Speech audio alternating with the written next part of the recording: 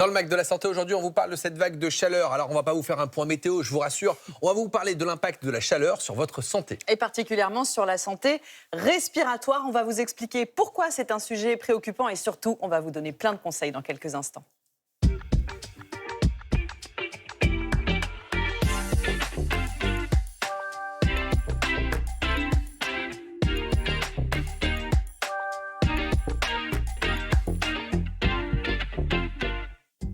Bonjour à tous, bienvenue au Mac de la Santé. J'espère que vous êtes confortablement installés à la maison parce que c'est vrai qu'il fait chaud. J'espère que vous avez trouvé un petit coin d'ombre et que vous êtes au frais. En tout cas, nous, on est là. On va essayer de vous donner plein de conseils pour essayer de passer au mieux cette période un peu caniculaire. Et on va essayer de répondre aux questions que vous recevez. Rilm, bonjour. Absolument, Jimmy. On reste dans le thème aujourd'hui. Oui, parce que Anne-Claire vous pose des questions à propos des vêtements anti-UV. Exactement, sa peau est très sensible au soleil, comme pas mal de personnes. Et vous allez voir que dans les vêtements anti-UV, il y a des nouveautés. On va voir aussi si c'est plus efficace qu'un t-shirt classique. Anne-Victoire Rousselet, bonjour. Bonjour. Je rappelle que vous êtes psychologue et aujourd'hui, on va s'intéresser à un thème pour le moins déroutant. Que faire face à la méchanceté ? Et oui, parce qu'on est tenté parfois d'être agressif ou d'être figé. Et donc l'idée, c'est de rester calme, ferme et de quand même dire quelque chose. Donc on va voir comment on peut se positionner. Parce que parfois, on fait des choses, on regrette ensuite. J'aurais dû dire, non, j'aurais pas dû dire. C'est un peu compliqué. Je suis allée un peu loin parfois. Ah oui, vous étiez là. Très bien, on a hâte d'en savoir plus.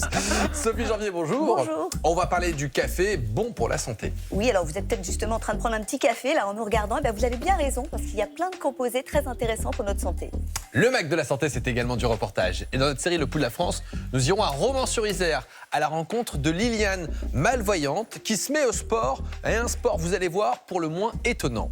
Nous répondrons ensuite à toutes vos questions autour du café. Quelles sont les vertus validées par la science de cette boisson ? Comment choisir, tiens d'ailleurs, un bon café ? Est-ce qu'on peut en boire 2, 3, 4, même lorsqu'on a de l'hypertension artérielle ? Eh bien, les explications avec le spécialiste. Je vous rappelle que nous sommes en direct. Vous pouvez nous poser toutes vos questions par SMS au 41 555. Tout de suite, le journal avec Emma Strack. Bonjour Emma. Bonjour Jimmy, bonjour à toutes, bonjour à tous. On va parler des fortes chaleurs et de leur impact sur les personnes touchées par des maladies respiratoires avec notre invité, le professeur Bruno Crestani. Bonjour. Bienvenue à vous. Vous êtes pneumologue, chef du service de pneumologie à l'hôpital Bichat et également président de la Fondation du Souffle. On va revenir avec vous sur la chaleur dans quelques instants, mais d'abord, on a une bonne nouvelle qui va certainement vous intéresser. Contre le tabagisme, on se rend compte que la France fume tout simplement moins. Oui, c'est le constat dressé par l'Observatoire français des drogues et des tendances addictives dans son rapport annuel. La France fait partie des quelques rares pays où le niveau de tabagisme quotidien est inférieur à 5%. Concrètement, moins d'un adulte sur 5 disait fumer dans le pays en 2024. C'est le plus bas niveau observé depuis plus de 25 ans. Alors, je me tourne vers vous, professeur Crestani. Est-ce que c'est une bonne nouvelle que vous partagez ? C'est une excellente nouvelle et vous voyez un pneumologue heureux. Parce que dire que le tabagisme diminue, c'est une excellente nouvelle. Mais, est-ce que vous savez quel est le pourcentage de fumeurs en Angleterre ? C'est moins de 10%. Aux États-Unis, c'est moins de 10%. Donc, on s'améliore. Mais il reste beaucoup à faire. Néanmoins, je pense que c'est un message très important. Si vous décidez aujourd'hui d'arrêter de fumer, vous allez en avoir le bénéfice dans les 20 ans qui viennent. Donc allez-y, c'est une excellente nouvelle et je suis vraiment très heureux. On est content de voir un pneumologue heureux, justement, avec une bonne nouvelle. L'actualité du jour, ce sont également les fortes chaleurs à certains endroits, des températures supérieures de 10 à 15 degrés au normal de saison, et forcément avec des conséquences parfois sur votre santé. Et oui, tout le monde en souffre, particulièrement les plus fragiles. Alors on parle souvent des personnes âgées auxquelles il faut prêter une attention particulière. Mais la vigilance concerne aussi les patients atteints de maladies respiratoires chroniques. Et justement, professeur, quand on parle de maladies respiratoires chroniques, ça englobe quoi en tant que pneumologue ? Alors, globalement, il y a des maladies fréquentes et des maladies rares. On va parler des maladies fréquentes. Si je prends la bronchopneumopathie chronique obstructive, BPCO, on est autour de 3,5 millions de personnes. Et si je considère l'asthme, c'est autour de 4 millions de personnes. Donc au total, vous voyez qu'on est à pratiquement 7,5 millions de personnes, plus de 10% de la population. Ça, c'est les maladies respiratoires chroniques qui vont être les plus sensibles à ce qu'on observe aujourd'hui, c'est-à-dire canicule et pollution. Mais il y a également des maladies plus rares qui vont être également très sensibles à ce type de maladies, notamment des maladies dont je m'occupe plus particulièrement, qui s'appellent la fibrose pulmonaire. C'est très méconnu, mais c'est très sensible également aux effets délétères de la température extrême qu'on a aujourd'hui. Et concrètement, en quoi cette chaleur représente un risque supplémentaire pour les personnes que vous venez de décrire? Alors, quand il fait chaud et très chaud, pour m'adapter, je dois hyperventiler. C'est un des mécanismes de régulation de la température de mon organisme. Lorsque j'hyperventile, sur un poumon normal, je ne le sens même pas. Et dès que j'ai une maladie respiratoire chronique, en fait, j'ai beaucoup moins de réserves. Donc, je fais travailler mon système respiratoire alors qu'il n'est plus en état pour le faire. Et donc, je vais déstabiliser une situation qui était précaire. Et c'est ce qu'on va observer, ce qu'on voit déjà. C'est nos patients insuffisants respiratoires, notamment, c'est-à-dire ceux les plus sévères, qui sont en détresse respiratoire et qui viennent éventuellement consulter leur médecin, voire les urgences. Ça, c'est ce qui concerne les températures très hautes de ces temps-ci, qui se doublent en plus d'un épisode de pollution à l'ozone. Est-ce que ça aggrave encore le cas des patients? Donc en général, ça va ensemble, puisque l'effet du rayonnement solaire complet à la pollution liée au transport notamment, fait qu'il va y avoir une production d'ozone. Et l'ozone, c'est un gaz extrêmement oxydant. Qu'est-ce que ça veut dire oxydant? Ça veut dire que ça va venir directement altérer les cellules au niveau du nez, au niveau des voies respiratoires, au niveau des bronches, au niveau des alvéoles. Et ça va déclencher des crises d'asthme chez l'asthmatique, ça va déclencher de la toux, de l'irritation. Ça peut décompenser une situation. Donc oui, les hautes températures plus la pollution, en général, ils vont ensemble. Leurs effets sont non seulement additifs, mais possiblement même synergiques sur nos patients. Avec parfois en plus des allergies saisonnières, si on rajoute le pollen, plus la pollution, plus la chaleur. Et vous rajoutez éventuellement les virus. Alors, je ne parle pas des virus rares, hantavirus, etc., mais je parle des virus banals, puisque à cette saison, il y a des virus qui circulent. On a dans le service actuellement des patients hospitalisés avec des adénovirus, des virus qui donnent des rhumes. Mais quand vous avez la chaleur, la pollution, éventuellement une allergie, comme vous l'avez dit, et un virus en plus, vous vous retrouvez aux urgences. Et c'est malheureusement une espèce de cocktail explosif qu'on vit en ce moment. Et vous constatez une augmentation des visites justement aux urgences? Oui, alors ce qui est bien démontré, c'est que quand il y a un pic de pollution ou une vague de chaleur comme ça, souvent les effets sont décalés de 24 à 48 heures. Mais là, comme vous le voyez, ça dure, ça commence à durer. Et c'est maintenant qu'on va voir et qu'on commence à voir arriver les patients les plus fragiles chez leurs patients ou aux urgences. L'autre problème, c'est les jeunes enfants, jeunes enfants notamment asthmatiques qui peuvent décompenser encore une fois leur situation. Et c'est maintenant qu'on commence à le voir. Alors, on dit souvent qu'il faut faire de l'activité physique, que c'est bénéfique, même quand on a de l'insuffisance respiratoire, de l'asthme. Est-ce que sur cette période très particulière, on recommande à ces patients de peut-être limiter ou en tout cas de ne pas trop sortir s'ils le peuvent? Oui, en tous les cas, sortir, oui, mais tôt le matin et tard le soir, se mettre à l'abri des grandes températures. Ce n'est pas le moment d'aller faire votre footing. Là, en ce moment, il est 1h30 de l'après-midi. C'est vraiment le pire moment. Et pourtant, il y a des gens qui courent en ce moment-là, qui sont tout cramoisis. Donc, c'est très mauvais. Donc, faites ça tôt le matin ou tard le soir. Vous nous avez expliqué la situation pour ce qui concerne le système cardio-respiratoire. On parle beaucoup de l'hydratation et de la déshydratation dans ces situations. Est-ce que ça fait partie aussi du problème? Oui, ça fait partie du problème parce qu'en fait, si je dessèche ma muqueuse respiratoire, on peut le faire expérimentalement, c'est assez facile, et en fait, ça va déclencher une crise d'asthme. C'est un test qu'on pratique dans les laboratoires d'exploration fonctionnelle. Et le dessèchement de la muqueuse, ça induit un bronchospasme, une crise d'asthme. C'est un des mécanismes des crises d'asthme liées à la chaleur. C'est vrai que c'est un mécanisme qui est peu connu. Quand on parle d'hydratation, on pense baisse de la tension, mais jamais aux potentielles conséquences sur la santé respiratoire. Absolument. Quand on parle d'assèchement, on imagine que certains, on a dit, manque de ventilateurs. Dans les supermarchés, il n'y en a plus. Est-ce que le fait de mettre justement un ventilateur ou la clim, c'est une bonne mesure de se rafraîchir, mais en même temps, est-ce que ça assèche pas les voies respiratoires? Alors, deux choses. La première, c'est qu'un des meilleurs traitements pour l'essoufflement, la sensation de manquer d'air, c'est d'avoir un petit ventilateur qu'on place devant soi. C'est parfaitement étudié, c'est efficace. C'est pas du tout un effet placebo. On va stimuler des récepteurs sur notre face, sur la cavité buccale, qui vont renseigner le cerveau et qui vont faire diminuer la sensation d'essoufflement. Donc ça, c'est très bien. La deuxième chose, le climatiseur, c'est bien. Ça va diminuer la température dans la pièce. Mais attention, il faut qu'il soit bien entretenu. Parce que qu'est-ce qu'il y a qui se développe dans les climatiseurs mal entretenus? C'est les moisissures. Vous mettez en marche votre ventilateur lié à votre climatiseur. Vous dispersez dans l'atmosphère des spores d'aspergillus, par exemple, et vous déclenchez une crise d'asthme chez celui qui est allergique. Donc, un climatiseur, pourquoi pas? mais bien entretenue. On voulait s'intéresser aussi à la question des traitements. Est-ce que certains d'entre eux peuvent favoriser une déshydratation et est-ce qu'il faut y être attentif du coup?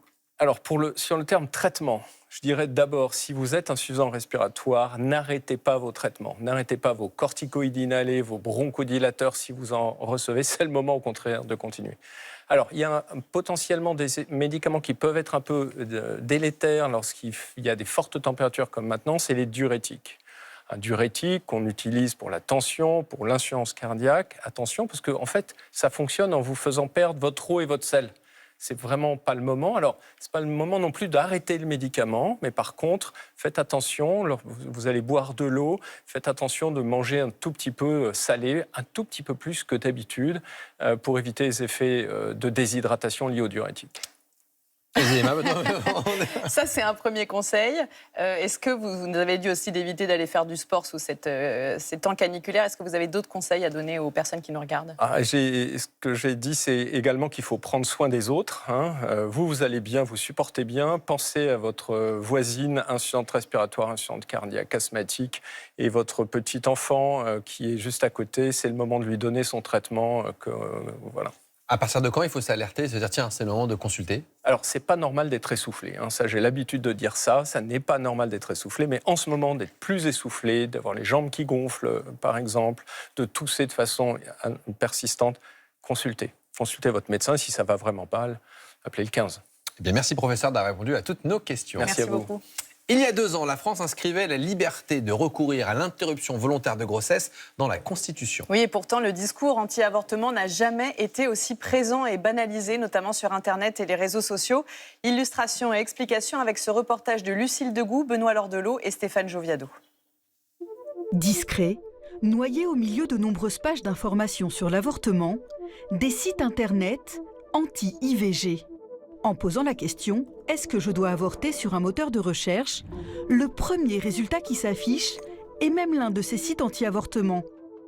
Pourtant, en 2017, le délit d'entrave à l'interruption volontaire de grossesse a été étendu au numérique. En 2017, l'objectif affiché de cette loi, c'était de lutter notamment contre les sites de désinformation liés à l'avortement, c'est-à-dire des sites qui n'affichent pas nécessairement qu'ils proviennent de mouvements hostiles à l'avortement, mais qui désinforment les femmes ou les culpabilisent dans l'accès à l'avortement. Près de 10 ans plus tard, aucune condamnation, aucune fermeture. Ces sites sont toujours là, plus puissants que jamais. C'est ce que révèle la Fondation des femmes dans un rapport. Les anti-IVG, ce n'est plus seulement quelques groupuscules religieux, c'est vraiment une mouvance transnationale, organisée, financée, politique et qui se saisit de nouvelles opportunités et de nouveaux moyens pour mener à bien leurs actions. Ce que montre ce rapport, c'est une stratégie de cibler les populations les plus jeunes en utilisant leurs moyens de communication, c'est-à-dire les réseaux sociaux. La désinformation anti-IVG a envahi les réseaux sociaux. Sans même avoir fait de recherche sur le sujet, l'algorithme propose des pages remplies de témoignages de femmes regrettant leur avortement, dont il est impossible de vérifier la véracité. J'ai subi une IVG il y a plus d'1 an. Je n'arrive pas à m'en remettre. Je pleure très souvent. Je suis détruite à l'intérieur. Je regrette d'ailleurs tellement. L'objectif est toujours le même, dissuader les femmes d'avorter, même en cas de viol, et promouvoir l'accouchement sous X.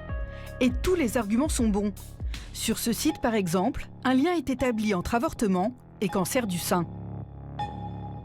Mais pourquoi la loi de 2017 ne permet-elle pas de lutter contre cette désinformation en ligne?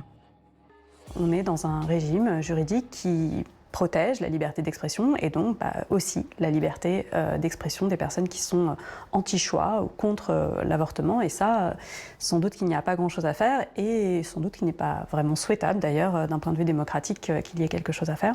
Ces sites, ils arrivent à exister aussi parce qu'on n'a pas de régulation. Ce qu'on avait montré dans notre rapport en 2023, c'est qu'il y avait absolument ou presque aucune régulation de la part des plateformes s'agissant des contenus anti-droit, anti-choix. 3 ans après, force est de constater que c'est toujours le cas. La désinformation anti-IVG sur Internet peut faire perdre un temps précieux aux femmes en pleine réflexion. Et pour avoir des informations fiables sur l'interruption volontaire de grossesse, vous pouvez vous rendre au planning familial ou consulter le site officiel du gouvernement ivg.gouv.fr. Quand une punition permet à des élèves de se reconnecter à la nature, Emma, vous nous présentez une initiative pour le moins étonnante, qui peut diviser, qui a été prise dans un lycée américain. Moi, je vote pour. Il s'agit de troquer les heures de colle contre une randonnée à pied. Ça, c'est le programme qui est proposé par l'équipe pédagogique du lycée Morse de Bath, dans l'État du Maine. En fait, les élèves ont le choix, soit la colle, soit 2 heures de rando. Et évidemment, souvent, ils préfèrent aller prendre l'air que de rester des heures assis à une table pour faire des exercices pénibles. On s'en souvient tous. Donc, ils partent en petits groupes. Vous avez des heures de colle, vous? Ça m'est arrivé, quelques fois, quelques rares fois, si mes enfants me regardent. Ils partent en petits groupes, donc, avec une conseillère scolaire pour 3 km de marche. Bon, 3 km de marche contre 2 heures de colle. Pourquoi pas? Vous signez. C'est vrai que c'est pas mal. Alors, c'est bon pour l'esprit, mais en plus, c'est bon pour le corps. Oui, d'autant que la proportion de jeunes en surpoids ou en situation d'obésité est préoccupante aux États-Unis. Or, l'activité physique, vous le savez, on le dit souvent, fait partie des leviers pour l'enrayer. D'ailleurs, c'est essentiel pour la santé en général. Et quand on voit la difficulté qu'on a en France à faire appliquer les 30 minutes d'activité physique quotidienne, eh ben voilà une belle source d'inspiration qui plairait peut-être aux élèves en plus. Et à Jimmy en plus que vous allez embarquer dans la course. Non mais au gouvernement, ça se trouve comme on sait que le président nous regarde. Peut-être qu'il va donner une idée pour remettre les Français à l'activité physique. On troque des heures de colle contre de la marche. Franchement, ça divise. Tout le monde est content. Ah bon? Ah bah, je sais Moi, pas. je suis pour. Hein. Ici, on vote? Ouais, ok, bon, on vote pour. Voilà, ici, on est tous pour. Si vous êtes ok qu'on troque les heures de colle contre de la marche et de la randonnée, envoyez-nous un SMS, pareil au 41 555. Merci beaucoup Emma et à demain. Dans quelques instants, dans notre dossier du jour, nous répondrons à toutes vos questions autour du café. Nous serons avec Sophie Janvier, notre diététicienne nutritionniste, et Anne Caron, torréfactrice, qui nous expliquera comment préparer une sorte de café glacé. Dans notre série Le Pouls de la France, nous irons à la rencontre de Liliane, malvoyante, qui reste très active et qui a décidé de se mettre à un sport pour le moins étonnant. Vous verrez ça dans quelques instants. Que faire face à une personne qui est tout simplement méchante? C'est la chronique d'Anne-Victor Rousselet, notre psychologue. Nous répondrons à la question d'Anne-Claire, une téléspectatrice, qui aimerait savoir si les vêtements anti-UV pour lutter contre le soleil sont vraiment plus efficaces que les vêtements classiques. Eh bien, c'est Rim qui lui répond dans un instant. Nous sommes en direct. Vous pouvez nous poser toutes vos questions par SMS au 41 555 et il est temps de retrouver nos chroniqueurs.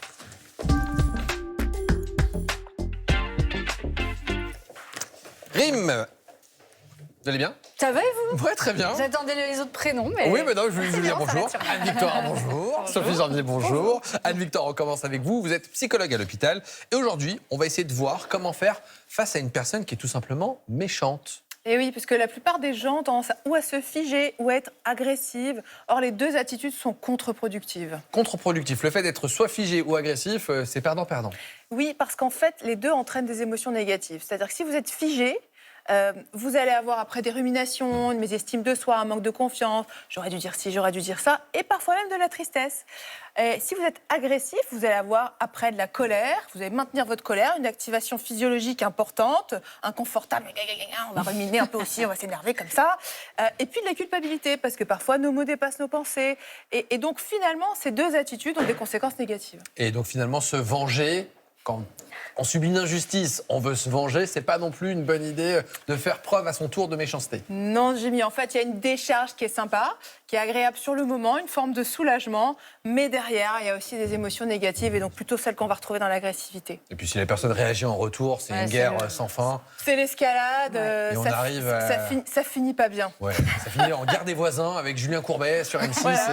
Et, Ou en garde à vue. Et en garde à vue, effectivement. Alors, on va essayer justement ensemble de trouver des solutions. Alors qu'est-ce qu'on fait dans la plupart du temps? Et ben dans la plupart des cas, 90%, parce que bon, on va pas non plus être trop dur avec tout le monde, on va chercher à s'affirmer, c'est-à-dire exprimer clairement, fermement ce qu'on ressent, tout en respectant et en considérant ce qui se passe pour l'autre. Donc la première étape, ça va être d'abord d'assurer la disponibilité de l'interlocuteur, lui demander s'il est disponible. Voilà, Roger, je voulais te reparler de cette situation qu'on a vécue ensemble. Est-ce que tu es disponible ? Et sinon, à quel moment tu es disponible? Il n'est jamais trop tard pour exprimer une émotion négative. Dites-vous bien que ce n'est pas parce que vous n'avez pas de répartie, que vous ne l'avez pas fait sur le coup, que vous ne pouvez pas le faire 1 heure, 1 semaine, voire même 1 an plus tard. Parfois, c'est un peu mieux réchauffé. de le faire quoi qu'il arrive? C'est mieux de le faire. Pour évacuer les émotions, pour ne pas les garder, pour ce qu'on a exprimé, notamment sur le figement. Donc, on vérifie la disponibilité, on prend un rendez-vous, en quelque sorte. D'une certaine manière. Deuxièmement, on évite l'aspect public, d'ailleurs, c'est plutôt entre cas d'yeux. oui. On évite le pugilat, ça ne marche pas. Deuxièmement, on verbalise. Exactement, on va verbaliser directement et précisément les faits, ce qui nous ennuie. Voilà, le 1er mai, on discutait politique et tu as dit que j'étais stupide. Ce sont les faits. Donc on le dit tel quel. Tel quel. Simplement, on verbalise clairement, précisément ce qui nous a embêtés. Ensuite, il faut avoir un peu d'empathie quand même. Un petit peu, voilà. Je peux comprendre qu'on n'ait pas les mêmes visions, qu'on n'ait pas la même perception. Je peux même comprendre que ça t'agace. On peut même imaginer l'émotion que peut ressentir l'autre. Mais on va exprimer de l'empathie, c'est-à-dire comprendre l'émotion de l'autre. Et ensuite, on exprime nos émotions, dire qu'on a été vraiment blessé, il faut le dire honnêtement. Il faut le dire, oui, ça m'a blessé, ça m'a vraiment blessé. Alors tout dépend de la proximité qu'on a. Si c'est plutôt professionnel, on va rester flou sur le vocabulaire émotionnel, on va dire j'ai été surpris, j'ai été étonné. Mais si c'est quelqu'un de proche, on peut dire oui, j'ai vraiment été blessé par ton attitude. Et la conséquence, c'est que, comme tu as remarqué, j'ai mis fin tout de suite à la discussion. J'ai arrêté d'échanger. Donc c'est-à-dire qu'on exprime par la suite, qu'on dit qu'il ne faut plus que ça recommence, une intention, une fois qu'on a dit que ça nous a blessé. Vous êtes en avance. C'est le point suivant. On va exprimer évidemment son intention. Ça, c'est le point 5. Je souhaitais revenir sur cet événement. Pourquoi ? Pour que tu saches comment j'ai vécu cette situation et que je ne suis pas disposée à ce que ça se reproduise. On a une suite plutôt logique, hein. Un ordre qui permet de savoir quoi faire, parce qu'on peut être un peu démuni, mais parfois la personne en face, elle fait preuve un peu de mauvaise foi. Eh oui, disant, personne. Oui, mais tu sais, oui, mais, il y a toujours un oui, mais. Ouais, exactement. Personne n'aime être pris la main dans le pot de confiture. Personne n'aime avoir tort. Et surtout, personne n'aime qu'on lui dise qu'il a tort. Parce qu'il y a s'en rendre compte et puis il y a quand l'autre nous le dit. Donc il y a des chances pour que Roger dise ça va, t'es susceptible, c'est rien, si on peut plus te parler, si on peut plus rien rigoler, dire. on peut plus rien dire. On peut pas rigoler. Ouais, exactement. Et donc là, on va pouvoir utiliser ce qu'on appelle le disque rayé, c'est-à-dire redire la même chose, redire qu'on a été blessé, d'accord, et redire qu'on ne souhaite pas que ça se reproduise. Et c'est très important de rester fixé sur ce sujet parce que le risque dans un contexte comme ça, si on n'est pas factuel et qu'on ne reste pas sur une situation, c'est qu'on sorte les dossiers. Peut-être un autre dossier avec Roger, la dernière fois, tu n'as pas fait de cadeau de Noël, je ne sais pas trop quoi. On va sortir les dossiers. Et ça, c'est le pugilat, c'est l'ascension, c'est le commissariat. Okay, donc on reste sur le même thème, mais si Roger tient tête et qu'il ne lâche pas l'affaire et qu'il continue de nous ressortir des arguments pour le moins bizarres. 3 fois, pas plus. On maintient 3 fois le disque rayé, on répète la même chose. On n'a pas besoin d'avoir beaucoup de vocabulaire, on répète absolument la même chose. Et on finit la conversation en disant, écoute, visiblement, on n'a pas l'air de se comprendre là-dessus, on arrête la conversation parce que s'il n'a pas compris et s'il n'a pas fait des excuses, s'il n'a pas accepté finalement ce qui s'est passé, il ne le fera pas au bout d'1 heure. Au bout de 3 fois, si ce n'est pas passé, ça ne passera pas. Alors parfois, des gens... Pardon, allez-y. Il faut vraiment des excuses ou est-ce que ça suffit s'il acte qu'on a été blessé ? C'est une forme d'excuse. Je dis, oui, je comprends, c'est vrai que j'étais un peu loin. J'aurais pas dû dire ça. C'est une forme d'excuse. J'aurais pas dû dire ça, c'est vrai, mais bon, dépassé ma pensée. Okay. Et ça, c'est suffisant en général. Certaines ça abaisse l'émotion. C'est déjà beaucoup de dire ça, ouais. Rym a raison parce que certaines personnes ne se remettent jamais en question. Alors parfois on peut tous avoir des mots blessants et reconnaître notre erreur, mais on sait que certaines sont méchantes en fait tout simplement. Et oui. Qu'est-ce qu'on fait avec elles ? On va quand même exprimer son émotion, mais on n'attend pas forcément de changement. Donc on va être un peu plus ferme. La dernière fois, les mots que tu as utilisés m'ont blessée et je t'informe que je ne suis pas disposée à ce que ça se reproduise. Et vous voyez dans mon ton, je suis très ferme, très claire. Je ne suis pas énervée, mais c'est très clair que ça ne passera pas. Et je n'ai même pas besoin de menacer de quoi que ce soit. Dans mon ton, on a compris que c'était les limites que j'avais posées. On ne change pas les gens. En revanche, nous, on sait quelles limites on doit mettre pour préserver une bonne estime de soi. Et donc, personne, rien ni personne, n'autorise à ce qu'on vous parle mal. Presque mis un coup de pression. Même moi, je suis stressée. J'avoue, elle est ferme, la psychologue. Bravo. Bon, d'ailleurs, Rym, je voulais vous dire que... Non, mais je plaisante rien. Je vous ai blessé, non, pas du tout. Je m'excuserai dans la seconde. Je n'ai rien à vous reprocher. Merci beaucoup, une victoire de ce précieux conseil. Et tout de suite, on retrouve Rym qui répond à toutes vos questions.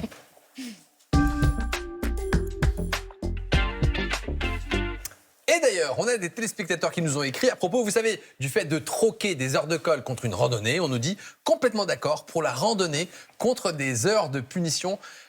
Je vous assure que je pense que le gouvernement pourra appliquer cette idée. OK pour troquer 2 heures de colle contre 3 heures de randonnée. Ah ouais. Ce que je trouve gênant, c'est de faire passer la randonnée pour une punition, alors que ça devrait être une récompense. Et c'est vrai que je pense que le débat est là. En tout cas, bon, c'est peut-être une mesure positive et peut-être qu'on la retrouvera dans certaines autres émissions de débat. En tout cas, Rym, vous allez répondre à la question d'Anne-Claire. à propos de vêtements. Exactement. Elle nous dit qu'elle a la peau très sensible au soleil et elle demande si les vêtements UV ont vraiment un intérêt par rapport à des vêtements classiques et puis comment être sûr de leur efficacité. Alors, c'est vrai que peut-être vous aussi, comme Anne-Claire, là, vous allez sortir, être exposé au soleil et vous voulez vous protéger des coups de soleil. Et même si on l'adore, ce soleil, on le sait, les expositions prolongées aux UV, ça donne notamment sur le long terme des risques de cancer. Alors, depuis quelques années, c'est vrai que ces vêtements anti-UV se développent et dans les valises, on les trouve parfois à côté de la crème solaire. Et vous allez nous montrer plusieurs types de vêtements, puisqu'ils ont quand même pas mal progressé. Exactement. Alors franchement, ça a bien évolué, ces vêtements. C'est vrai qu'à une époque, on avait uniquement des choses qui ressemblaient à des combinaisons de surf. Mais maintenant, vous avez par exemple vous voyez, cette chemise, on dirait pas forcément qu'elle est anti-UV. Voilà. Oui. C'est anti-UV, l'UPF 50, on va en reparler tout à l'heure. Alors ça, c'est une marque française qui s'appelle Kerson, qui est intéressante. Ils font beaucoup de recherches, ils font des modèles vraiment pour la ville, etc. En plus, ils reversent une partie pour la recherche contre le cancer. Donc ça, c'est vraiment intéressant. Et ensuite, vous avez, par exemple, un t-shirt blanc classique. Mais voilà, il est assez sympathique, anti-UV, ça c'est vendu, la marque grand public, Decathlon, ils ont des tarifs assez accessibles, ça coûte une vingtaine d'euros. Attendez, on peut toucher parce que ça me semble allez-y, il est tout doux. Ah oui, il est tout doux en plus. Il est tout doux, voilà. C'est pas mal ça. C'est pas mal, hein, honnêtement. Bah oui, c'est pas moche en plus. Voilà, je pense que c'est votre cadeau de l'émission, Jimmy. Merci Rim. Alors ensuite, on pense aux enfants aussi. C'est vrai que eux, ils ont particulièrement besoin d'être protégés. Donc voilà, vous avez des petites tenues comme celle-là qui protègent mieux qu'un maillot classique. Et enfin, une dernière marque que moi j'ai trouvée intéressante, ça s'appelle UVA. Là aussi, c'est français, c'est produit en Europe. Il y a une vraie démarche derrière tout ça. Et ils ont fait des petites innovations. Je vais vous montrer, là, vous voyez, la fermeture éclair. Hop, et alors ce maillot-là, il coûte 35 €, je crois, il me semble. Ça, c'est une lampe UV. Donc, je l'allume et je vais passer la lampe UV sur la fermeture éclair. Voilà. Ça devient rose. Et ça devient rose, voilà. Et comme ça, vous pouvez expliquer aux enfants qui a des UV, qu'il faut qu'ils fassent attention. Il faut qu'ils mettent de la crème en plus de ce petit maillot. Ah, c'est pas mal, parce que parfois, c'est vécu comme une punition pour les enfants. On leur dit, il faut mettre ces maillots-là. Ils disent, non, ça sert à rien. Voilà. Là, on montre clairement que les UV passent. Il y a l'effet UV, exactement. Puis ça redevient blanc au bout de quelques minutes. Donc voilà, pour vous dire qu'il y a quand même pas mal d'innovations. Donc, c'est intéressant et pour une fois, c'est pas que du marketing. Et pour répondre à la question d'Anne-Claire, notre téléspectatrice, est-ce que ces vêtements anti-UV sont efficaces pour se protéger du soleil? Oui, alors effectivement. Alors, à la différence de vêtements classiques, là, ce qui se passe, c'est que le tissu, il est très, très serré et c'est ça qui va créer une barrière contre les UV et un peu mieux protégé. On considère qu'un vêtement classique, un t-shirt classique, ça va déjà protéger de 90% des UV. Donc, c'est pas mal. Mais là, les vêtements que je vous ai montrés, ceux qui sont par exemple UPF 50, alors UPF, c'est un peu comme le SPF pour la peau, c'est le niveau de protection. On est à 98% de rayons UV filtrés, donc on est un petit peu au-dessus. Et ça, tout ça, ça a été testé en laboratoire. Il y a aussi des normes européennes. Il y a la norme, je ne vais pas vous citer le chiffre parce que ça, voilà, il y a une norme européenne, c'est important aussi. Et donc, ça peut monter jusqu'à UPF 80. Et puis, contrairement à la crème solaire, l'avantage, c'est que vous n'avez pas besoin d'en remettre toutes les 2 heures. Vous n'allez pas oublier une zone parce qu'on sait que souvent les gens étalent mal la crème solaire et ça ne coule pas avec la transpiration. Moi, ce que je pense, c'est que ce n'est pas indispensable pour tout le monde. Voilà, mais par contre, pour les enfants, les personnes qui travaillent en extérieur, les sportifs ou les gens qui ont eu une pathologie de la peau notamment, les dermatologues estiment que c'est intéressant. Ah oui, quand on a eu un mélanome, on est plus à risque de refaire un mélanome et dans ces cas-là, on sait que la protection doit être encore plus importante. La question d'Anne-Claire, c'était également de savoir comment choisir un bon t-shirt parce que là, vous nous en montrez plein.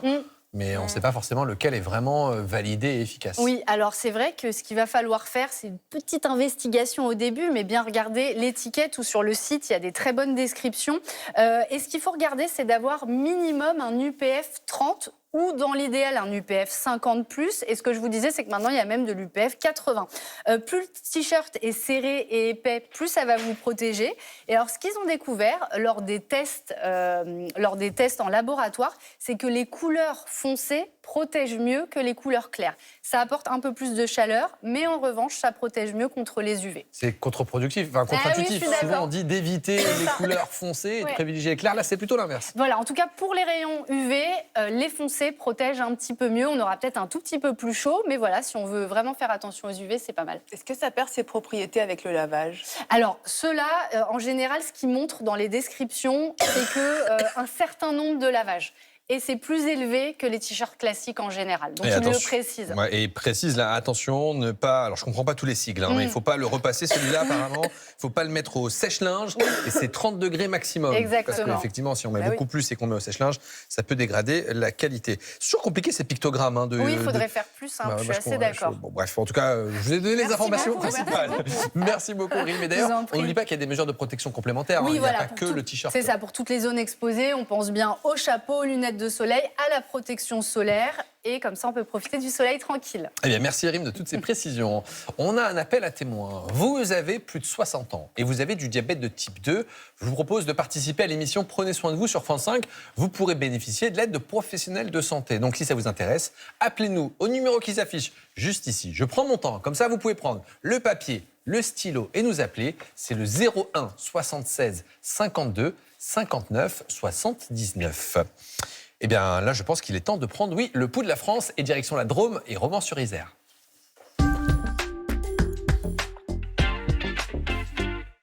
Je vous propose de partir à la rencontre de Liliane, malvoyante et qui veut profiter de la vie. Pour elle, pas question de baisser les bras et comme vous allez le voir, elle s'est tournée vers un sport pour le moins étonnant. Fanny Bouteiller, Guillaume Biraud, Khalid Mamoun.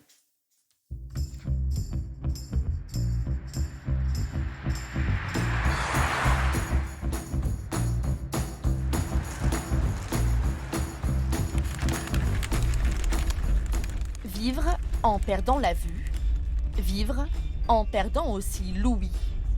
Et malgré tout, vivre tout simplement. Liliane est atteinte du syndrome d'Usher, une maladie génétique rare. Je vois en vision centrale, mais je ne vois pas sur les côtés. Autour, il n'y a rien. Hein, c'est le noir. C'est le noir total, hein, c'est-à-dire que si là, je mets mon doigt, par exemple, comme ça, je ne le vois pas, quoi. Il faut que je l'amène bien devant mes yeux pour que je puisse le voir, quoi.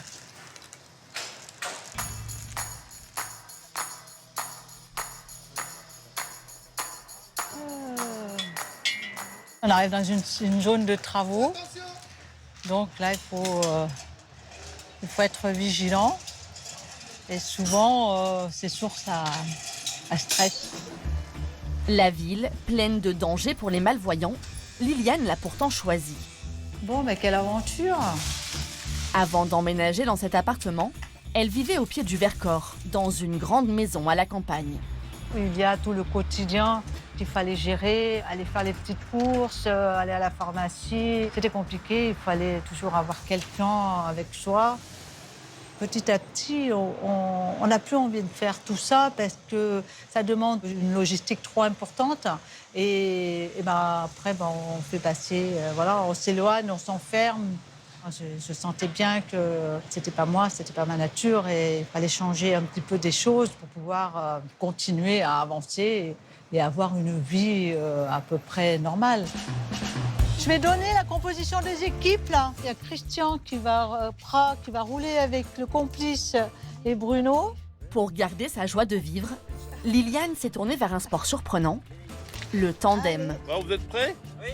À l'avant, des passionnés de vélo. À l'arrière, des personnes en situation de handicap, comme elle.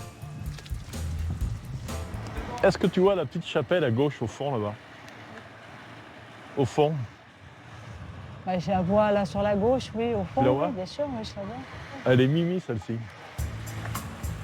Une joyeuse petite bande qui pédale durant 2 heures, loin du stress de la ville. C'est carrément la libération totale.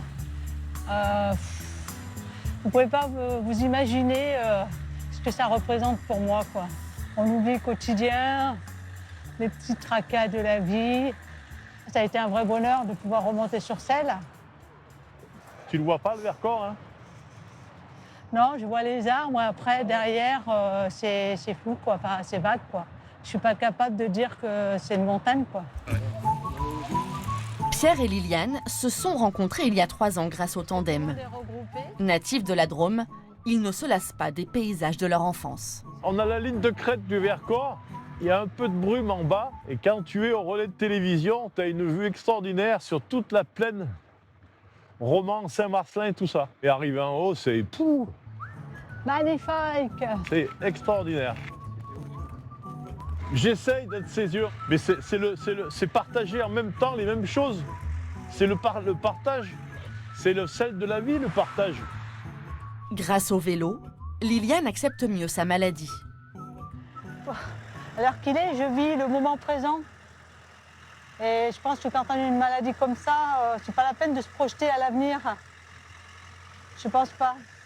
Ça sert à rien et il faut vraiment vivre l'instant présent, le moment là, actuellement. Je le vis intensément. Et puis, voilà quoi. Dans l'instant présent, Liliane construit aussi son futur. Avec Pierre, elle forme désormais un bon duo, bien au-delà du tandem. Et on lui souhaite une excellente balade, parce que c'est vrai que le vélo est très agréable. On passe à notre dossier du jour. C'est la boisson la plus consommée au monde après l'eau, et pourtant le café continue de diviser. On l'accuse parfois de perturber le sommeil, de nous rendre nerveux, mais aujourd'hui, de nombreuses études montrent qu'il a des effets bénéfiques pour notre santé. On répond à toutes vos questions avec nos deux invités.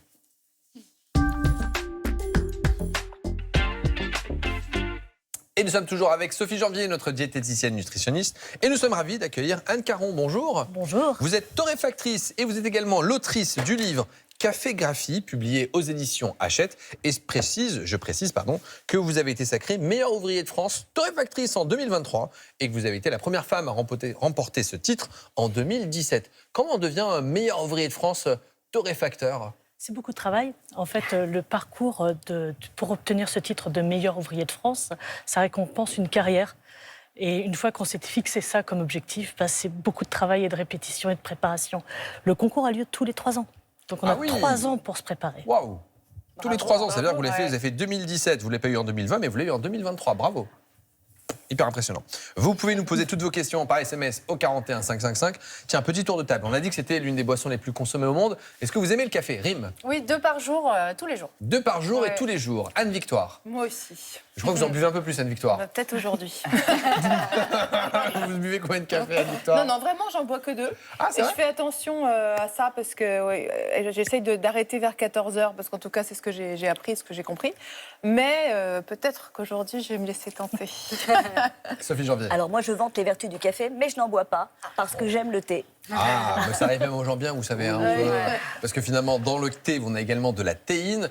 Ce café, on le sélectionne. Vous le sélectionnez comment? Parce que votre métier, c'est ça, c'est de choisir du café. Du café et du bon café. On oublie souvent que le café, c'est un produit agricole. Donc pour faire un bon café, il faut déjà une belle matière première. Et mon métier, c'est d'aller à la rencontre des producteurs qui, dans les pays, c'est très comparable au monde du vin.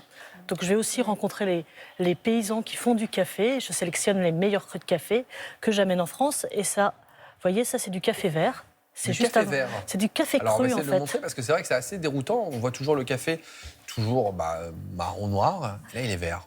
Et là, c'est comme ça que le café m'arrive en France. Et mon métier, ça consiste à le cuire. C'est de la torréfaction. Comme toute cuisson, il y a certaines subtilités. Et après, j'obtiens le café torréfié. Et c'est quoi votre pays coup de cœur pour le café? Je dois avouer que mon pays coup de cœur, c'est vraiment l'Éthiopie. L'Éthiopie, c'est l'origine des cafés, l'origine du monde aussi. Et je vous ai d'ailleurs préparé un café d'Éthiopie. Ah, ça dans quelques instants, parce que c'est vrai qu'avec les fortes chaleurs, parfois, on boit un peu moins de café. Et là, on aura une recette de café froid. Tout à fait. Sophie Janvier, est-ce qu'on peut montrer la carte d'identité du café pour se rendre compte à quel point c'est une super boisson? Oui, tout à fait. Il faut noter que le café, c'est à peu près 1000 composés bioactifs. Donc, évidemment, le plus connu, c'est la caféine, pour ses effets sur la vigilance, sur l'attention, mais aussi sur la performance physique en endurance. On a également des acides chlorogéniques, c'est ce qu'il y a d'ailleurs de plus nombreux dans le café. Ce sont des antioxydants, ils vont donc être un bouclier contre le stress oxydatif et avoir des actions anti-inflammatoires. À noter également la mélanoïdine, qui est produite après torréfaction du café. Et cette mélanoïdine, elle va avoir un effet prébiotique, c'est-à-dire qu'elle va favoriser la croissance de bonnes bactéries dans le côlon. Donc c'est un effet tout à fait favorable à notre microbiote. Autre molécule un peu moins connue, la trigonelline, qui, selon des dernières études récentes parues dans Nature Metabolism, vont permettre une fonction musculaire optimale pendant le vieillissement. Et des études préliminaires montrent également une action favorable sur la santé cognitive. Et enfin, on termine par les diterpènes. Alors là, c'est une action un peu ambivalente parce que d'un côté, on a une action hépatoprotectrice, donc bonne pour le foie, et de l'autre côté, les diterpènes peuvent augmenter le LDL cholestérol. Si vous êtes sujet à ce cholestérol, eh bien, prenez plutôt du café filtre. Ça élimine les diterpènes. Eh bien, franchement, on ne pourrait pas imaginer qu'il y ait autant de molécules dans le café. Vous avez parlé de café filtre. On a Odile qui nous dit café filtre, expresso, capsule. Quelle est la différence? À partir d'un même café, on peut, là, avec vos grains de café, on pourrait en faire un filtre, un expresso à partir du même café, on peut faire. Il y a différentes façons de l'infuser. Globalement, il y a plusieurs types de cafetières, de grands types d'extraction. L'expresso, où on va mettre beaucoup de pression après la percolation. Donc, vous voyez, ça, c'est une cafetière à café filtre. Donc, on met le café, c'est de la percolation, on va beaucoup plus lentement, on infuse plus de caféine. Et tout ce qui va se passer, c'est que le café, le résultat final, c'est la solubilisation de tout ce qu'il y a dans le café. Ça veut dire qu'on n'a pas besoin d'une machine hyper performante, parce que là, vous nous montrez, là, on a une espèce de carafe, c'est super simple.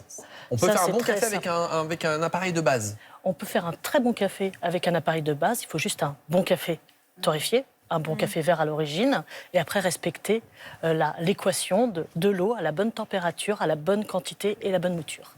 Et alors, est-ce que selon la forme allongée, court, etc., il y a des différences de caféine? Oui, il va y avoir un peu plus de caféine dans un café court, très serré. Alors, à volume égal. Mais Oui. si on prend effectivement une grande tasse de café un peu moins fort, on aura peut-être, malgré tout, à cause de la quantité, largement autant de caféine. Il y a un peu plus de caféine dans un café long qu'un expresso. En volume, oui. En volume? Oui. Donc quand on prend les cafés, un americano, les grandes tasses, on a potentiellement beaucoup plus de caféine que dans un petit ristretto, non?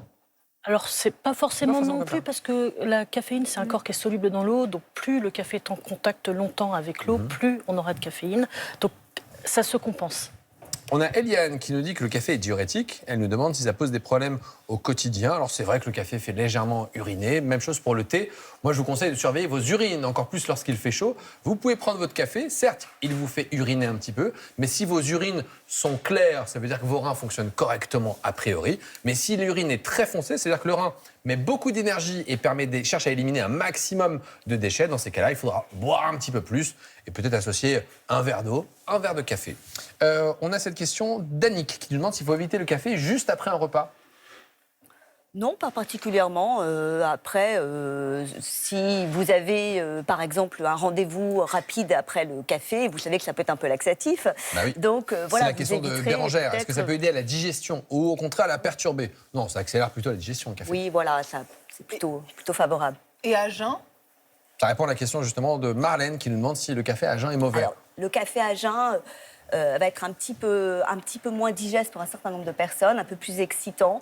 Donc c'est vrai qu'on va plutôt conseiller de le prendre au cours d'un repas. C'est vrai qu'on dit que classiquement, thé, café, chocolat peuvent irriter un peu la muqueuse de l'estomac, mais en réalité c'est la quantité. Si vous prenez un café et que vous avez mal à l'estomac ou des brûlures, c'est que vous avez peut-être un problème d'estomac. À l'inverse, si vous prenez 5, 6, 7 cafés, il est évident que vous pouvez avoir du reflux, mais le reflux n'est pas forcément lié au café. Yvette nous dit qu'elle a l'impression, lorsqu'elle prend du café, d'avoir quelques petites palpitations. Oui, c'est un effet plutôt transitoire. On sait aujourd'hui que cet effet-là n'est pas problématique. Au contraire, le café est plutôt bon pour la santé cardiovasculaire. Donc c'est juste un effet transitoire. Après, il y a aussi des différences génétiques. Il y a des gens plus hypertendus après un café que d'autres. Même si d'une manière générale, on a montré que la consommation de café ne faisait pas monter votre tension artérielle. Donc vous pouvez prendre du café même lorsque vous avez de l'hypertension. Encore faut-il avoir un traitement. Alors quand on parle de café, oui, la tendance aujourd'hui, ce n'est pas le café tel qu'on connaît de l'époque. On va y rajouter plein de choses. Du lait végétal, du caramel, du sirop, de la crème chantilly et j'en passe.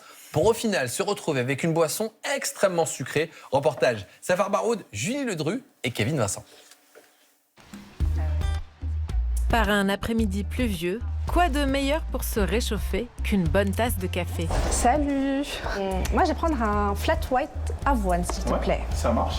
Et moi, je vais prendre un latte crème brûlée et d'avoine aussi. Très bien. Lisa et Fatima ont 35 ans et chaque fois qu'elles se retrouvent, elles ont un objectif, tester de nouvelles saveurs de café. Merci. Miam, miam, miam. C'est comme une crème brûlée. C'est bon? Ça craque et tout. Super bon. Moi, je suis une grande amatrice de café. Café noir, café court, café allongé, décaféiné, caféiné, peu importe. Et là, j'ai pris un flat white. Donc un flat white, c'est 2 shots d'espresso et un shot de lait. En fait, c'est pas qu'une question de café et de lait, c'est vraiment une question de texture du café, de qualité du café. Et c'est agréablement bon, quoi. Si Fatima aime généralement ses cafés corsés, Lisa, elle, privilégie la gourmandise de ses boissons chaudes. Le café noir, je peux pas. Impossible. J'adore les lattés. Tout ce qui est avec du lait d'avoine ou du lait de soja, enfin tout ce qui est boisson lactée avec du café, ça j'adore. J'ai l'impression de manger un dessert, mais genre de boire un dessert, mais de l'avoir en version café. Ces desserts à boire, c'est Maxime qui les prépare. Derrière son comptoir, il a tout ce qu'il faut pour répondre aux demandes des clients. On peut jouer avec le café, mais sans trop tuer le goût du café. Alors nous, les sirops, ça va être des sirops noisettes, vanille, crème brûlée et caramel. Pareil pour les laits, il y a des personnes qui préfèrent du lait entier, du lait végétal, avoir du lait de coco. Il faut avoir un gros panel de choix différents pour que tout le monde trouve son bonheur. Fini donc le petit café noir. En boutique ou sur les réseaux sociaux, désormais, des tasses toujours plus grandes débordent de lait, de sirop, de caramel, de biscuits ou même de barres chocolatées. Certaines grandes chaînes spécialisées vont très loin dans cette course au sucre et au gras. Cette boisson, par exemple, comptabilise 480 calories, l'équivalent d'une part de gâteau au chocolat. De vraies bombes caloriques qui n'ont de café que le nom. La différence entre ça et une part de gâteau, c'est que la part de gâteau, vous allez la mastiquer. Donc il y a une mastication, il y a un début de digestion qui commence au niveau de la bouche, puisque vous avez des enzymes qui commencent à digérer. Il y a une satiété qui va arriver un petit peu plus rapidement parce que effectivement vous avez mastiqué, vous avez envoyé un signal à votre cerveau, alors que le liquide, pas du tout. Et pour les versions industrielles vendues en supermarché, ça n'est pas mieux. Si vous buvez toute la boisson, vous avez plus de 2 cuillères à soupe de sucre en fait dans cette boisson-là. On est vraiment quasiment identique à du soda. Pour boire du café tout en préservant sa santé, les recettes les plus simples sont les meilleures. Du café et du lait, mais lequel? Dans le lait de vache, vous allez avoir du calcium, vous allez avoir des protéines animales qui sont bien assimilées. Donc c'est plus intéressant pour être rassasié par exemple. Évidemment, en cas d'intolérance au lactose, privilégiez plutôt des boissons végétales à l'amande ou à l'avoine. Et quel que soit le lait, n'hésitez pas à utiliser un mousseur pour plus d'onctuosité. Anne, vous avez une alternative à nous proposer à ces boissons qui sont des bombes caloriques, quitte à manger 400 kilocalories, autant faire un vrai gâteau et un café à côté, tel que vous nous le proposez, une recette de café froid. Exactement, ça c'est du café qui a été infusé avec de l'eau froide pendant plus de 8 heures. C'est ce qu'on appelle un cold brew. Donc on met de l'eau froide? De l'eau froide, et de la mouture de café, on laisse reposer. Alors il y a plusieurs méthodes, hein. Soit on peut laisser reposer, soit on infuse au goutte à goutte. D'accord. Jusque-là, je dois vous avouer que c'est un peu particulier, le café froid comme ça. Mais C'est on un va peu essayer particulier, on n'y penserait pas, mais justement c'est pour ça qu'il va falloir déguster. Donc on met des glaçons? On met des glaçons, c'est déjà frais, mais c'est et encore alors, meilleur avec des glaçons. Juste comme ça, café froid comme ça, ok. Et on peut rajouter une petite rondelle d'orange, voilà. Et ça sent super bon en tout cas. C'est pour le plaisir de déguster. On dirait presque un mocktail. Ça sent super bon. Anne-Victoire, je crois que vous adorez notamment les recettes de café froid. Oui, le café froid, frappé. Alors ça n'a rien à voir avec le café qui a refroidi, le café chaud qui a refroidi. Ça n'a pas du tout les mêmes... Rien à voir. Rien à voir. Et bon même oui, pour, je dirais que pour les amateurs de thé, justement... J'ai peut-être goûté alors. Voilà. Merci. Alors C'est c'est un très café bon. d'Éthiopie, c'est un café qui est très léger, qui est très parfumé, hein, on sent Ah, bien. c'est super bon. C'est Anne, délicieux, on va j'ai une dire. confidence. J'avais peur de trouver ça ignoble. Et je ne sais pas comment j'aurais pu vous le dire ou faire semblant. Mais en fait, c'est super bon. Non, c'est une valeur sûre. C'est une valeur Mais c'est sûre. vrai qu'en voyant la couleur, ça ressemble à ce Alors, que plus mon, difficile. mon papa dirait du jus de chaussette au niveau de... Ah, mais ça n'a pas le goût non, du non, tout de pas jus de du chaussette. tout. Hein. C'est parce qu'il est, il est peu infusé, c'est ça qui donne cette couleur ou c'est... Non, il est plutôt. C'est parce que c'est infusé à froid et puis vous voyez, du coup, les tanins ne précipitent pas. Et quand vous dites infusé, vous avez dit combien d'heures, Anne? Alors ça, c'est 8 heures. C'est minimum 6 heures. Ah oui, bien Et sûr. dans le process où on fait couler le café goutte à goutte au rythme des battements du cœur, en plus c'est très beau en fait, on voit les gouttes tomber sur le café, ça peut durer jusqu'à 24 heures. C'est ce qu'on appelle du cold brew Tout le monde en a. Oui, c'est bon. Merci beaucoup. Pour ceux qui veulent rajouter, vous pouvez Oui, une essayer petite du coup rondelle avec la petite rondelle d'orange. Et ben ça, c'est une recette qu'on peut faire plutôt pas mal et plutôt simple et qui est très bonne. Et en fait, si le café est bon, surtout, il ne faut rien rajouter, même pas du sucre. Il y a zéro amertume en tout cas. Zéro Très amertume. doux. Très rond et très Et en très plus, on peut en parfumé. prendre un peu plus parce que du coup, c'est frais, c'est bon et dans cette période de chaleur, c'est plutôt très agréable. Et d'ailleurs, en parlant de quantité, on nous demande quelle est la limite de quantité de café par jour. Alors, c'est pas tellement en termes de quantité de café, de nombre, c'est de milligrammes de caféine. L'Agence européenne recommande de faire 400 milligrammes de caféine par jour, ce qui veut donc dire, en fonction de ce que vous allez prendre, entre 4 et 5 tasses de café ou expression en fonction de ce que vous avez l'habitude de faire. Prudence chez la femme enceinte. On recommande de limiter les apports, notamment en caféine, et là de diviser au moins par 2 ces doses recommandées. On avait une question de Jacqueline. Elle est diabétique et elle nous dit qu'elle prend du café avec du lait et elle se demande l'impact du lait sur sa santé car elle est diabétique. Alors déjà, le café est plutôt favorable lorsqu'on est diabétique. Il y a plusieurs études scientifiques qui montrent que ça va plutôt aider à faire baisser les risques de diabète. Est-ce que le fait de rajouter du lait peut avoir un effet? Oui, c'est un petit peu, ça peut augmenter un tout petit peu l'insuline, le lait, mais ça dépend en fait. Si vous mettez une larme de lait, ça ne posera pas de problème. Si vous prenez effectivement 2 tiers de lait et un tiers de café et que vous buvez 2 ou 3 tasses par jour, c'est vraiment une histoire de dosage. Donc, pas de souci pour notre téléspectatrice si c'est un petit peu de lait de temps en temps dans le café. Nelly nous demande si le café est bon pour le cœur, oui ou non. On peut vous dire un grand oui. Les composés présents dans le café permettent en quelque sorte de rendre les artères un peu plus souples et ça permet de diminuer notamment les maladies cardiovasculaires. Alors, vous n'allez pas éviter un infarctus avec du café, mais néanmoins, ça rend les artères plus souples et donc c'est une action plutôt bénéfique et ce n'est pas contre-indiqué si vous faites de l'hypertension artérielle. Rim, vous avez une question à propos du café soluble? Oui, c'est un téléspectateur qui m'a demandé si ce que ça équivalait à un café filtre, par exemple, ou quoi en termes de santé. Ouais. Enfin oui, de goût et de production. Est-ce que c'est du café? Est-ce que c'est du café? Voilà. C'est du café qui a été déshydraté. Il y a différentes façons de déshydrater le café. Soit on le pulvérise sur des courants d'air chaud, ça s'appelle l'atomisation, soit on congèle et le liquide qui est congelé, on le sublime, c'est-à-dire qu'on passe directement de l'état solide à l'état vapeur. Donc 2 techniques différentes. Si le café est bon, ça maltraite un peu le café quand même, mais si le café est bon, on a quelque chose qui est acceptable. Malheureusement, on a souvent des cafés qui sont de moins bonne qualité en café soluble. Donc, ça dépend vraiment du produit d'origine. On revient toujours au produit, à l'agriculteur, au terroir. Pardon, l'infusion à froid, ça contient la même quantité de caféine qu'un... À peu près, ça contient un petit peu plus de caféine tout de même. Un petit peu plus. Alors moi je dis qu'on pourrait avoir plus. Je vais peut-être en boire un peu moins. Je vais me calmer sur ça parce que c'est vraiment très bon. Pour conclure, Sophie, en 20 secondes, Mado qui demande si en termes de déca, on a quand même les bienfaits du café, puisqu'on n'a pas beaucoup de caféine, mais est-ce qu'on a le reste par exemple? Oui, on a nos fameux acides chlorogéniques, donc nos antioxydants. On va avoir nos mélanodines que je vous parlais tout à l'heure. Donc oui, la seule chose qui change, c'est la caféine. Donc ça reste quand même intéressant. Eh bien, merci d'avoir répondu à toutes nos questions, Sophie. Merci Anne Caron d'avoir été présente pour ce délicieux café froid glacé. Je ne sais pas comment on peut appeler ça, en tout cas, c'est vraiment succulent. Je rappelle le titre de votre livre, Cafégraphie. C'est publié aux éditions Hachette. Voilà, c'est la fin de cette émission. Si vous souhaitez voir ou revoir l'enquête de santé, les pouvoirs insoupçonnés de la nature présentée par Marina Carrère-Dancos, eh bien, rendez-vous dès à présent sur la plateforme France.tv. Demain, on répond à toutes vos questions sur l'impact de l'activité physique et du sport contre le cancer. Je vous souhaite une excellente journée sur France 5. À demain.